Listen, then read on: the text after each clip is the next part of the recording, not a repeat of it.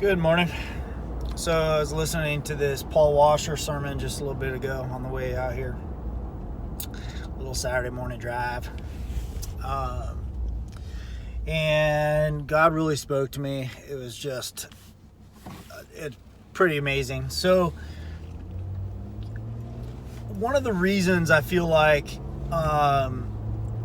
there's a lot of reasons why America is struggling. But let me touch on what I believe is the main reason.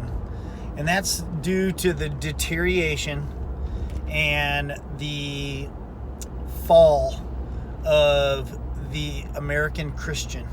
Okay? So one of the biggest problems here, let me back up a step here.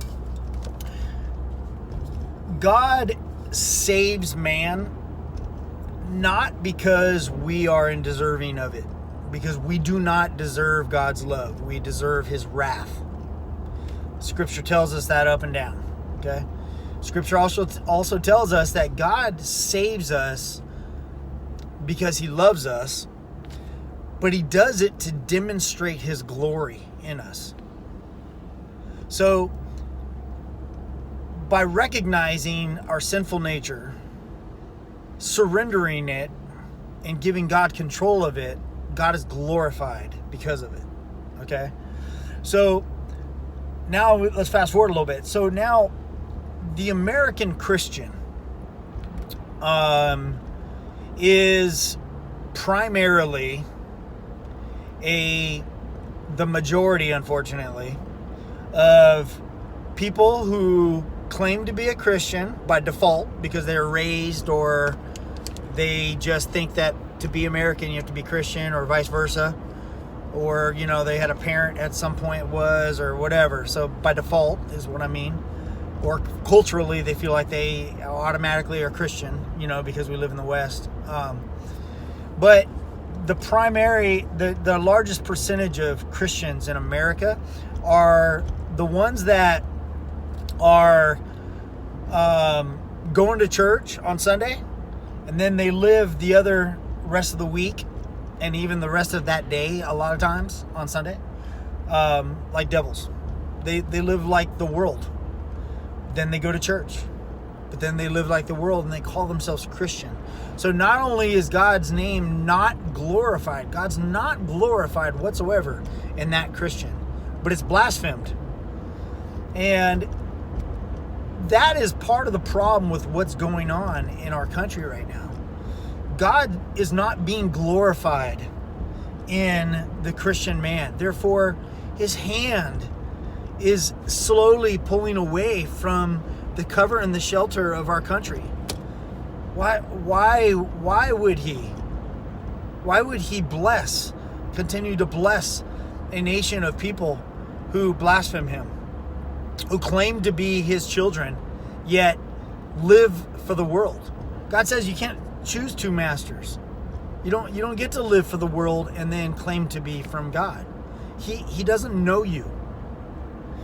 And that's a big problem that we have right now. And until Christians realize our sinful nature, turn from it, and are sanctified. Okay? So everybody loves the weak Christian always goes, no, we're saved by grace. Yeah, you're right, we are. We're saved by grace. Totally. We're saved by grace through faith. Okay? Think about that for a second. You are saved by grace through faith. And you are sanctified. You are sanctified through that justification. So, if you're saved by grace, then therefore you are justified before God. If you are justified, you are sanctified. If you are sanctified, you are set aside for a new work. What? For a new work. You are set aside for something different. It doesn't mean that, okay, right on, cool, clean slate in the brain. It's like, it's like you get to declare spiritual bankruptcy and you get to start all over again. You can ruin it again, and in 7 years you can declare spiritual bankruptcy again. It just doesn't work that way at all. It's a permanent thing. So when you're saved, you are at that point, you are saved unto the wrath. Like you're saved from everything that you've already done. All the stuff that who you are, you've changed, you're made anew. Your spirit is new at that point. You're a different person. You're called to walk differently, to be different. Yes, you are saved by grace. You are not saved by works. But here's the point that you are missing. When you're saved by grace, you want to do work for God, because you know you owe it to Him. We owe it to Him. He saved us despite deserving it. We didn't deserve it. Therefore, we want to do work for Him. We want to spread His love. That's His charge. Jesus says it. To make disciples out of disciples. To make disciples of the nations. That's what He said. So if anything, we have to do what He says, right? So we have to just stop this nonsense of thinking that you can just go to church on Sundays and then that's it. Like, the rest of your life doesn't matter as long as you go to church on Sunday. Dude, if that's your mentality, you're going to hell. Just saying. I don't care if you say you're a Christian or not. I really don't care who this offends. I want you to know that. It's real. This is real. This is real. When you die, you will be standing naked before God. You will stand before Him naked. And Jesus says in Matthew that many in those days are going to stand up before Him going, Lord, Lord, did I not prophesy in your name? Did I not call out in your name? And He's going to go, tell you the truth, I never knew you. Away from me. Depart from me. Many are going to be in that spot where they go, God, man, I went to church. I even sang some of those worship songs. I memorized a couple of them. Watch, you want me to sing one? No, man. It's a change in the heart. That's what matters. It's a change. It's a renewal of spirit. It's being saved. It's being justified to stand before the Lord. To receive His to be reconciled before Him, to receive His salvation is a free gift, but you have to receive it. And once you receive it, you are sanctified. Sanctification means you are set aside. You're different. You're no longer the same person.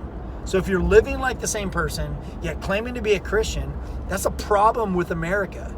And that's why God has a bad name to the rest of the country, to non-believers. Because He's blasphemed. God's not glorified through the majority of Christians. So the rest of the world doesn't see God's glory. They see a despicable person who just claims to be God, so they think that's what God is. It's bad. That's why you will go to hell for doing that. It's bad. It's literally, that's why it's blasphemy. It's like the opposite of God. It's opposite. So please check yourself. If you've ever claimed to be a Christian, or you currently claim to be a Christian, just because you go to church once in a while, even if you go to church every week, but that is the limit of it. And the rest of the week, you live and you do your thing. You're not reading. You're not praying. You're not taking steps towards your renewal of your spirit and doing things positive towards making disciples of the nations, which is Jesus' charge. If you're not doing anything whatsoever, the chances are extremely high. Probably, yes, like 100%, 99.9% chance that you are not saved. And let me check yourself. You can sit there and kid yourself all you want, and you can ignore that. You can rationalize it and say you're a good person. You go to church and you're a good person and you believe in God. But dude, Jesus says that even the devil and his demons believe in God. Everybody believes in God, y'all. So believing in God does not get you into heaven at all. So if you claim to be a Christian, if any of you are, a saved person knows this. Immediately they go, yes, I am saved. I was saved on this date. because this happened and I was renewed. If you don't have a specific time, like, I'm not saying that you have to recollect the exact time and day or whatever, but at least an era of your life where you know you got saved. If you can't recollect that and you're just going on this, well, I'm a Christian, I go to church, and yeah, at some point I was saved, I don't know. Like, if that's your mentality, the chances are really high you're not saved, man. And this is not something to mess around with, because you will be without excuse, and you will stand before the Lord and you will cry out to him, Lord, I'm here. I went to church. I claimed to be a Christian my entire life.